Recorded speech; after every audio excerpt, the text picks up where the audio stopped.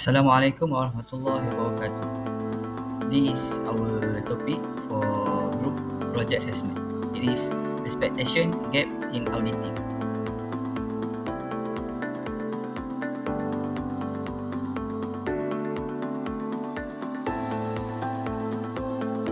Introduction. The expectation gap in auditing refers to the difference between what the public expect auditors to do and the actual responsibilities of auditors. Many stakeholders believe auditors should detect all fraud and guarantee the accuracy of financial statement. However, auditors only provide reasonable assurance that financial statements are free from material misstatement. This gap can reduce public confidence in the auditing profession and highlight the importance of improving understanding of auditors' rules and So for the next part is key issues. We have three key issues here where the first one is guarantee that financial statements are completely accurate. The second one is detect all fraud. Third one is prevent companies from failing. Under these key issues, we will give explanation and argument about it. So the first one is guarantee that financial statements are completely accurate. So for the explanation is according to international standards on auditing, ASA, and local adaptations, an audit objective is to obtain reasonable assurance, not an absolute assurance. As mandated by the Malaysian Institute of Accountants (MIA), independent auditor reports must explicitly state reasonable assurance is a high level of assurance, but it's not guaranteed that an audit will always detect a material misstatement when it exists. So, for the argument, the inherent limitations of internal controls and sophisticated fraud. Under the standard guidelines like ISA 240, the auditor's responsibility relating to fraud in an audit of financial statements, professional bodies recognize that fraud involving collusion, forgery, intentional omissions, or management of right is incredibly difficult to catch. So the second one is detect all fraud. So for the explanation, I give for management roles and auditors roles. For management roles, under ISA 240 explicitly dictates that the primary responsibility for the prevention and detection of fraud rests with management and those charged with governance.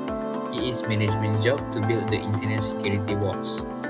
For the auditor's responsibility is to provide reasonable assurance that the financial statement taken as a whole are free from material misstatement whether caused by fraud or error.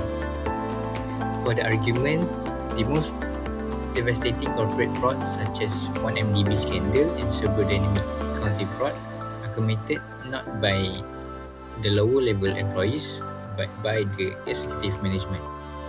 For the audit challenges, the executive hold the keys to the kingdom. They possess the authority to override the very internal controls they institute, so they can order the accounting staff to make manual. So the top level journal entries that bypass automatic validation checks or standard audit perform specific management override tests, capturing a deeply embedded executive conspiracy remains notoriously difficult. The last one is prevent companies from failing. For the explanation, the primary mechanism through which external auditors address potential corporate failure is the evaluation of the going concern assumption under the auditing standards like ISA 570. Auditors must evaluate whether there is substantial doubt about the company's ability to continue operating for a reasonable period where typically 1 year from the financial statement issuance date. If systematic vulnerabilities exist, the auditors issue a modified opinion or adds and material uncertainty related to going concern paragraph highlighting the risk. So for the argument, the expectation gap and the auditors meditate, there is a persistent audit expectation gap between what the public believe auditor do and what auditing standards actually are. The public frequently blames auditors when a business collapses shortly after receiving a clean audit opinion. For example, of historical cases such as Serber Dynamic Holding Berhad Saga and Transmart Group Berhad. Next, I will be explaining about the causes of the expectation gap in auditing. The first point is the lack of public understanding of auditors' responsibility. Many investors, shareholders, and the general public believe that auditors are responsible for detecting all frauds and errors. However, under the Malaysian Institute of Accountants auditing standard, auditor provide reasonable assurance, not absolute assurance, that financial statements are free from material misstatement. For example, when a company collapses because of fraud, the public often blames the auditor even though the fraud may have been carefully concealed. Next part is the effects of the gap in auditing. The first one is the loss of public confidence in the auditing profession. When company experience fraud or collapse after receiving an unmodified audit opinion, the public may lose trust in auditors. This reduces confidence in the credibility and reliability of audited financial statement. The next one is the increase in litigation against auditors. The expectation gap often results in lawsuit and legal claims against audit firms.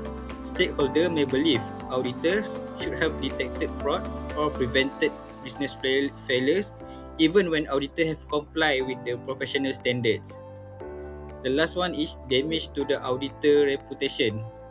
Audit firms may suffer reputational damage following corporate scandal.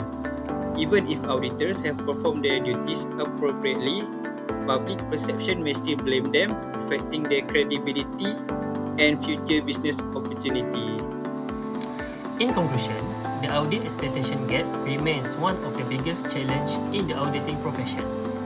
Many stakeholders still expect auditors to detect every fraud, guarantee completely accurate financial statements, and prevent business failures. However, auditors only provide reasonable assurance based on auditing standards.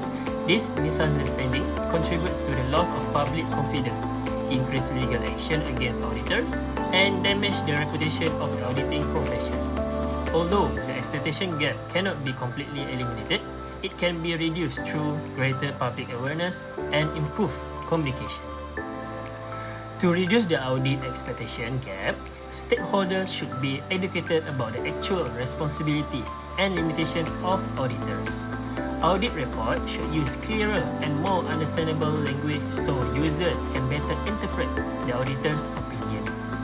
Auditors should also communicate more effectively about the scope of an audit and the meaning of reasonable assurance. In addition, continuous professional training and compliance with auditing standards will help maintain audit quality and strengthen public confidence in the auditing profession. That's all from us. Thank you.